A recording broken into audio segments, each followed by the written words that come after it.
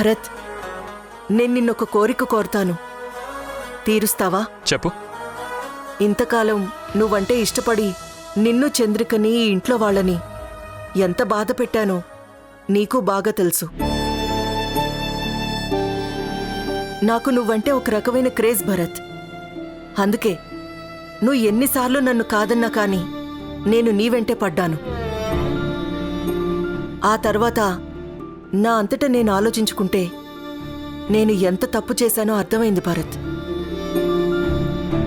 నిన్ను, చంద్రికని దూరం చేయడం తప్పు అనిపించింది. అందుకే నేనొక నిర్ణయం తీసుకున్నాను.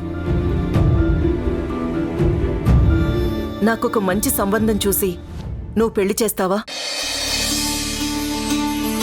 నాకు నీ మీద బాగా నమ్మకం భరత్. నాకు నీలాంటి వాడే కావాలి. నువ్వు చంద్రికని ఎంత బాగా చూసుకుంటావో నన్ను అంత బాగా చూసుకోగలిగిన వ్యక్తి నాకు కావాలి.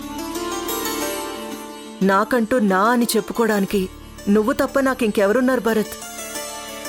నా మంచి చెడ్డలు చూసుకోవడానికి నాకు నా వాళ్ళెవరూ లేరు. నేను ఈ ఇంటి మనిషిని అన్నావు కదా, నా కోసం ఈ హెల్ప్ చేసి పెడతావా? ఆ విషయం నువ్వు ప్రత్యేకంగా చెప్పాలా రుద్రాణి?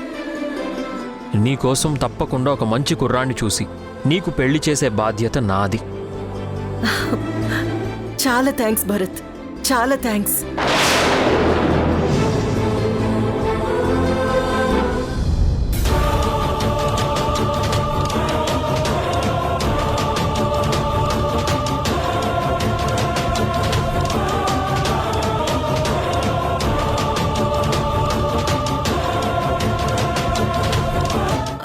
చంద్రిక, నువ్వేంటి ఇంత సడన్ గా వచ్చావు?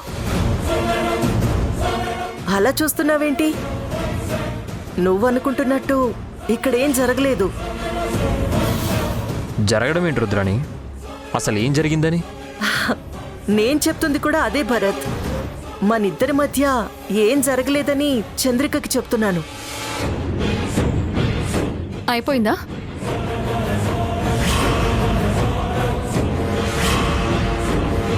ఏంటి చంద్రిక? అదే, తనకి నడుము నొప్పిగా ఉంటే జాగ్రత్తగా తన గదిలో పడుకోబెట్టి రమ్మని చెప్పాను కదా. మీరు అంతటితో ఆగినట్టు లేరే.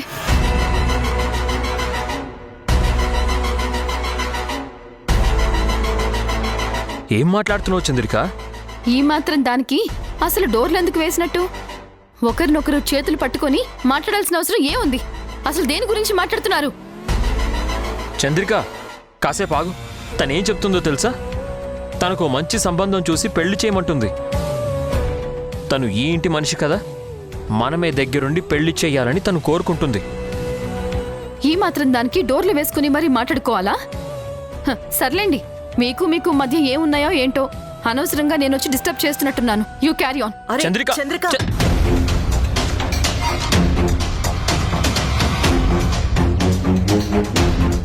ఏంటి భరత్? చంద్రికేంటి ఇలా మాట్లాడుతుంది? చంద్రిక, చంద్రిక!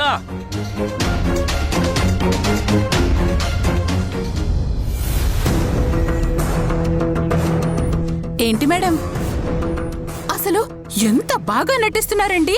ఎక్కడో మహానటి గురించి వినడమే తప్ప ఎప్పుడు చూసిందే లేదు.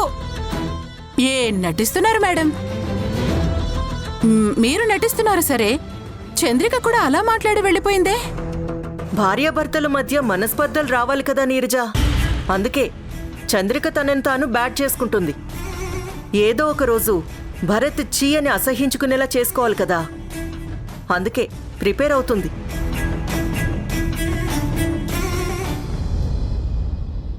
చంద్రిక, చంద్రిక ఆగు. చంద్రిక, చంద్రిక ఆగు ఒక్క నిమిషం. ఏంటి చంద్రిక, ఎందుకు అలా మాట్లాడుతున్నావు? అరే, అసలు నువ్వు అలా మాట్లాడుతుంటే నాకెంత షాకింగ్గా ఉందో తెలుసా? మీరు చేసే పనులు చూస్తుంటే నాకు కూడా షాకింగ్గానే ఉందండి. నేనేం చేశాను?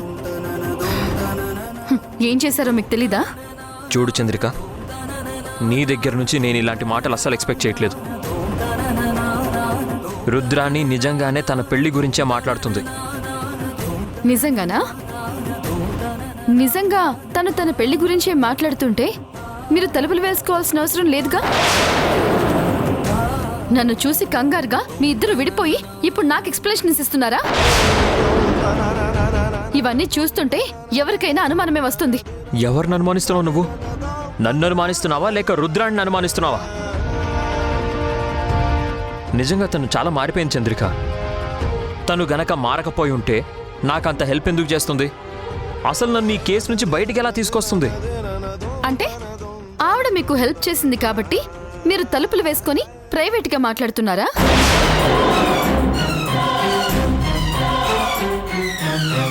ఏం మాట్లాడుతున్నావు చంద్రిక?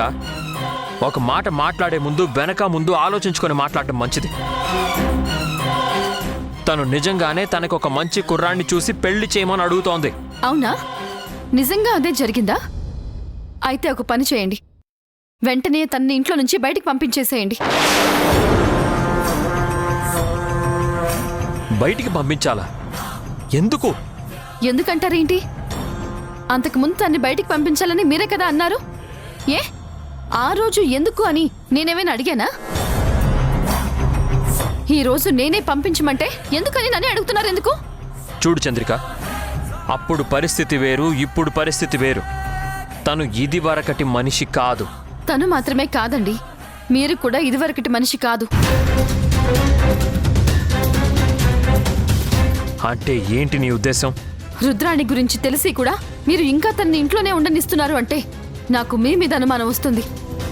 ఇప్పటి వరకు పడిన కష్టాలు చాలు, తన వల్ల మనం పడిన నరకాలు చాలు. ఇంకా తనని ఇంట్లో ఉంచుకొని నేను కష్టాలు పడలేను, నా వల్ల కాదు.